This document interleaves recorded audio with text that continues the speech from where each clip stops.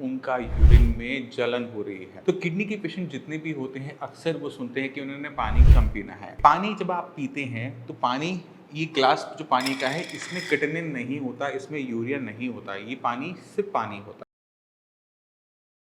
नमस्कार, मेरा नाम है डॉक्टर पुरुधमन और आज इस वीडियो में हम बात करने वाले हैं पानी के बारे में। गर्मी बहुत है, मई जून का महीना चल रहा है, मगर पेशेंट जो आजकल आ रहे हैं वो एक कंप्लेंट बहुत कॉमन लेकर आते हैं कि उनका यूरिन में जलन हो रही है। तो किडनी के पेशेंट जितने भी होते हैं अक्सर वो सुनते हैं कि उन्होंने पानी कम पीना है, और अगर पानी हम बहुत ज़्यादा कम कर दें और बॉडी में पानी की कमी होनी शुरू हो जाए तो हमारा जो यूरिन है ना वो बहुत ज़्यादा कंसनट्रेटेड हो जाता है। जहाँ पर उसको व्हाइट आना चाहिए था वहाँ पर वो बहुत येलो आता है, और जब वो येलो आता है तो वो बर्निंग के साथ आता है, और ऐसे पेशेंट के अंदर क्रिएटिनिन लेवल भी हमें बढ़ते हुए देखने को मिलते हैं। तो पानी की मात्रा अपनी बॉडी में सही मात्रा में रखना बहुत जरूरी होता है हर इंसान के लिए, और किडनी फेलियर पेशेंट के इंसान के लिए भी जरूरी होता है। तो पानी कितना पीना है, कैसे पीना है, उसको हम समझने की कोशिश करेंगे। पानी जब आप पीते हैं तो पानी, ये ग्लास जो पानी का है इसमें क्रिएटिनिन नहीं होता, इसमें यूरिया नहीं होता, ये पानी सिर्फ पानी होता है। जब हम इसे पीते हैं तो हमारी बॉडी के अंदर किडनी जो काम कर रही होती है वो क्रिएटिनिन को निकालती है, यूरिया को बॉडी से, ब्लड से जो निकाला वो इस पानी में मिक्स करती है और यूरिन को बनाते हुए वो बाहर करती है। ये आसान भाषा में आप इसको समझ सकते हैं। मगर अगर ये पानी के अंदर मैं चीनी घोलना चाहूँ तो मैं कितने चम्मच चीनी इसमें घोल सकता हूँ, आप आइडिया लगाइए। मैं 10 चम्मच, 20 चम्मच। बट अगर मैं चाहूँ कि इसमें मैं पूरा 1 किलो चीनी घोलना चाहूँ, घुल पाएगी? नहीं घुल पाएगी। कुछ टाइम के बाद घुलने के बाद आप देखेंगे कि चीनी जो है वो नीचे इकट्ठी होनी शुरू हो गई। इससे पता लगता है कि पानी की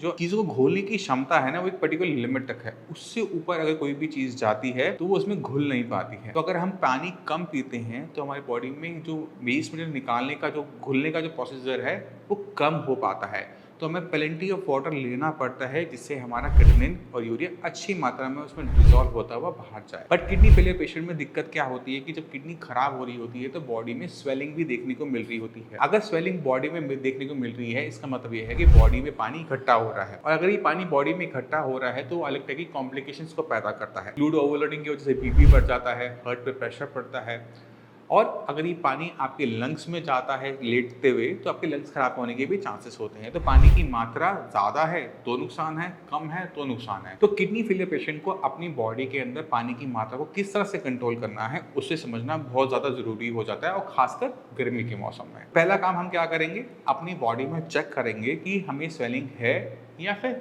नहीं है। अगर आपकी बॉडी में स्वेलिंग होगी तो आपके पैरों पे मेनली वो नजर आएगी कि पैरों में पानी भर रहा है। तो अगर हम दबाते हैं वहां पे गड्ढा पड़ रहा है तो स्वेलिंग वहां पर है, और गड्ढे पड़ने को हम क्या कहते हैं, पिटिंग एडिमा, यानी दबने वाली सूजन। अब अगर पिटिंग एडिमा या स्वेलिंग आपको पैरों में देखने को मिल रही है मतलब बॉडी में पानी की मात्रा ज्यादा है। अगर आपकी बॉडी में स्वेलिंग नहीं है मतलब बॉडी में पानी इकट्ठा नहीं हो रहा, जो इतना पानी आप पीते हैं किडनी किसी ना किसी तरीके से उसे बाहर निकाल देती है। ऐसे पेशेंट को अपनी पानी की मात्रा को कम किसी भी कीमत पे नहीं करना चाहिए। आप जितना पानी पिएंगे उतना ही ज्यादा गंदगी आपके यूरिन के रास्ते बाहर जाएगी। अगर आप पानी पीना कम कर चुके हैं तब से आपने, जब से आपने पानी पीना कम किया है तब से आपके क्रिएटिनिन लेवल बढ़ रहे होंगे। इसको आप खुद रिलेट कर सकते हैं। अब हमने पानी पीना है तो कैसे पीना है और कितनी मात्रा में पीना है इस पे हम बात कर लेते हैं। तो हमने पानी अपनी बॉडी के हिसाब से पीना होता है। हमारे भगवान ने हमारी बॉडी में बहुत सारे सेंसर लगा रखे हैं जो पानी की कमी होते ही हमें बता देते हैं कि आपको पानी पीने की जरूरत है। जैसे हमारा गला सूख रहा है मतलब पानी की कमी है, होंठ सूख रहे हैं, फट रहे हैं, पानी की कमी है, गला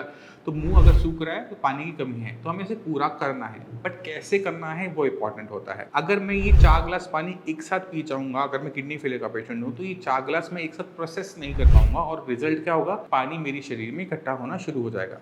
बट वहीं पर अगर मैं इसको आधा ग्लास कर देता हूँ, यानी 100 ml पानी लेता हूँ, मैंने पिया, मैं रुका कितनी देर, 5-10 मिनट, फिर मैंने आधा कप पी लिया, तो थोड़ा थोड़ा पानी पीने से बॉडी में पानी भी पूरा गया और वो प्रोसेस होके यूरिन में कन्वर्ट होते हुए आपकी पेशाब की थैली में आता रहेगा, जिसे आप बार बार जाकर आप निकालते रहेंगे। इससे क्या होगा कि क्रिएटिनिन लेवल बढ़ने के चांसेस भी कम हो जाते हैं, आपकी बॉडी में पानी की कमी भी नहीं हो पाती, जिससे एक किडनी फेलियर पेशेंट के लिए बेटर रहता है। अब चलते हैं उन पेशेंट के ऊपर जिनको स्वेलिंग देखने को मिल रही है, वो क्या करेंगे। क्योंकि आपकी बॉडी में पानी की मात्रा पहले से ही ज़्यादा है, आपको पानी कम पीना होता है। आपने आधा कप पानी नहीं पीना, आपने सिप सिप करके पानी पीना है कि आपका गला जो आपको सूख रहा है, होंठ सूख रहे हैं, बस वो गीले हो जाए। पानी अगर पेट में जाएगा, हमारे ब्लड में जाएगा तो वो और स्वेलिंग को एक्सपेंड करेगा। अब जो पानी हमारी बॉडी में इकट्ठा है उसे निकालने की भी ज़रूरत है। तो पहला काम हम क्या करते हैं? पहला काम हम करते हैं कि खाने में जो नमक की मात्रा है उसे हम कम कर देते हैं, क्योंकि जहाँ पर नमक होता है वहाँ पर वो पानी को खींचता है और पानी को इकट्ठा रखता है। तो नमक कम करने से स्वेलिंग कम होती है, नंबर 1 चीज़। दूसरी चीज़, पानी बॉडी में ज़्यादा है और पानी को निकालने के कई सारे तरीके हमारी बॉडी में हैं। पहला है स्टूल, दूसरा है यूरिन, तीसरा है पसीना।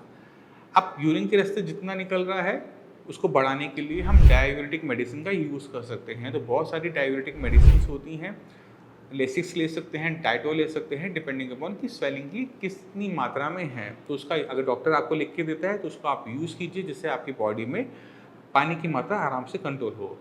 दूसरा तरीका है वो है स्टूल। स्टूल जब हम पास करते हैं तो पानी निकलता है, कम मान निकलता है बट निकलता है। तो स्टूल के रास्ते किडनी फेलियर पेशेंट को पानी नहीं निकालना चाहिए। किसी आपने 10 लगा ली कि पानी निकल जाएगा, ऐसा कभी भी मत कीजिएगा। उसमें प्रॉब्लम क्या होती है कि बॉडी में वीकनेस बहुत ज़्यादा जनरेट होती है और ये कभी रिकवर नहीं हो पाती। तो आपने स्टूल के रास्ते नहीं निकालना। तीसरा जो रास्ता है वो है स्वेटिंग के थ्रू। अगर हम पसीना निकालते हैं तो पसीने के रास्ते भी जो पानी निकल रहा है वो हमारी बॉडी में फ्लूइड को मेंटेन करने में हेल्प करता है। गर्मी के मौसम में पसीने आते हैं सभी को, बट किडनी फेलियर पेशेंट में यही पसीने नहीं देखने को मिलते।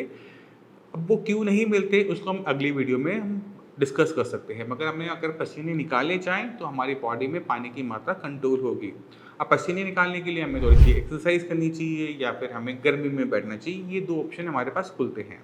तो एक्सरसाइज किडनी फेलियर पेशेंट को एडवाइस नहीं होती, क्योंकि जितनी वो एक्सरसाइज करेगा उतना मसल मेटाबॉलिज्म बढ़ेगा और क्रिएटिनिन की मात्रा भी बढ़ेगी। तो हम एक्सरसाइज नहीं कर सकते। अब एक चीज़ रह गई, वो है हीट यानी गर्मी। तो अगर हम किसी भी तरीके से अपने पूरे शरीर पे भाप लेते हैं, सोना बाथ लेते हैं, तो उससे पसीने निकलेंगे। जब पसीने निकलेंगे तो बॉडी में से पानी निकलेगा, और अगर पानी निकल रहा है और पसीना हमारा नमकीन होता है तो नमक भी निकलता है, जिससे हमारी बॉडी में पानी की मात्रा को कंट्रोल करने में हेल्प मिलती है। जिन पेशेंट के पास सोना बाथ का ऑप्शन ना हो वो गर्म पानी में थोड़ी देर बैठकर भी इस चीज़ को कर सकते हैं। मगर एक दिक्कत होती है जब हम गर्म पानी में बैठते हैं, कि जब हम गर्मी में गर्म पानी में बैठते हैं तो पूरी बॉडी का जो टेम्परेचर है वो इंक्रीज़ होना शुरू हो जाता है, ब्लड बहुत गर्म हो जाता है, और जब ब्लड गर्म हमारे ब्रेन में जाता है तो वो हीट स्ट्रोक को पैदा कर सकता है। तो आपने ध्यान क्या रखना होता है कि अपने हेड को, अपने ब्रेन को आपने ठंडा रखना होता है। ये इस चीज़ में ध्यान रखा जाता है। अगर आपको करना नहीं आता, प्रोफेशनल्स नहीं है, तो इसको आप घर पे नहीं करेंगे, आप सोना बाथ से ही काम चलाइए, क्योंकि इसमें जो कॉम्प्लिकेशंस आ जाती हैं वो कभी सॉल्व नहीं होती। इस चीज़ का आपने ध्यान रखना है। अब जब हम एक किडनी फेलियर पेशेंट जिसकी बॉडी में स्वेलिंग हो रही है, ये सारी चीज़ें करते हैं, तो फ्लूइड बॉडी में कंट्रोल में होना शुरू हो जाता है। बट आपने ध्यान क्या रखना होता है कि आपकी ब्लड के अंदर टोटल प्रोटीन की मात्रा भी पूरी होनी चाहिए।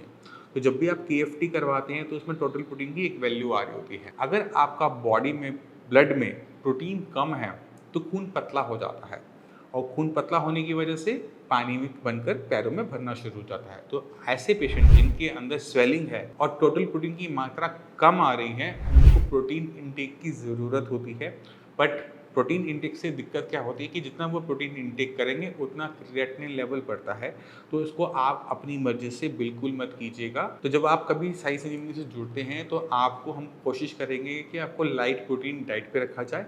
आपको प्रोटीन दिया जाएगा दूध का, दालों का, जिससे आपकी बॉडी में प्रोटीन की मात्रा कम ना हो, वो बढ़ना शुरू हो, और जो स्वेलिंग आ रही है प्रोटीन की कमी की वजह से उसको भी पूरा किया जा सके। हमने अभी तक बात कर ली कि हमने पानी कैसे पीना है, बट कितना पीना है अब हम इसको बात कर लेते हैं। तो अगर आपको स्वेलिंग नहीं है, पैरों में पानी नहीं भरा हुआ, तो पानी कितनी मात्रा में पी रहे हैं इसका हिसाब रखने की आपको ज़रूरत नहीं होती। आपने 1 कप पानी पिया, 10-15 मिनट बाद फिर 1 कप पी लिया, फिर 10-15 मिनट बाद 1 कप फिर दोबारा पी लिया। दिन में कितने कप पानी आप पी गए इसको आपको हिसाब रखने की ज़रूरत नहीं है। कब तक? जब तक स्वेलिंग आपको दिखनी शुरू नहीं हो जाती। अगर स्वेलिंग आएगी तो हम पानी कम करेंगे, स्वेलिंग नहीं है तो पानी का इंटेक हम प्रॉपर रखेंगे। जिन पेशेंट के अंदर स्वेलिंग है उनको पानी निकालने पे ध्यान देना चाहिए, ना कि पानी पीने में। जो भी डिस्कम्फर्ट हो रहा है पानी की कमी की वजह से उसको हम पूरा कर देंगे थोड़ा थोड़ा पानी पीकर, क्योंकि उनके अंदर यूरिन कभी भी येलो नहीं होता, उसमें जलन नहीं होती, तो पानी कम रख के भी निकालते रहेंगे। कब तक? जब तक स्वेलिंग चली नहीं जाती। जैसे ही बॉडी में से स्वेलिंग चली जाती है तो पानी की मात्रा को आप बढ़ाएंगे, जिससे आपके यूरिन में बर्निंग ना हो, दूसरा शरीर में पानी की कमी ना हो। और ऐसे जैसे जिन पेशेंट में स्वेलिंग चली जाती हैं उनको अपनी मेडिसिन को भी कम करना पड़ता है, खासकर वो मेडिसिन जो डायूरेटिक होती है, क्योंकि अगर हम किसी पेशेंट में स्वेलिंग नहीं है उनको डायूरेटिक मेडिसिन देते रहते हैं तो उनकी किडनी पर भी बुरा असर पड़ता है। तो मैं उम्मीद करता हूँ इस वीडियो से आप समझ गए कि किडनी फेलियर पेशेंट में कैसे पानी पीना है, कितनी मात्रा में पीना है। फिर भी आपके माइंड में कोई भी डाउट, कुछ भी पूछना चाहते हो तो डॉक्टर्स अवेलेबल हैं, मैं अवेलेबल हूँ, आप मुझसे भी आके मिल सकते हैं, मेरे डॉक्टर से भी बात कर सकते हैं, जिससे आप अपनी जो परेशानी है पानी कम पीने की वजह से जो किडनी लेवल बढ़ रहा है उससे आप आराम से कंट्रोल कर सकें। इसी के साथ आप सभी से मैं चलने की आज्ञा चाहूँगा। मिलते हैं अगली वीडियो में, तब तक के लिए नमस्कार।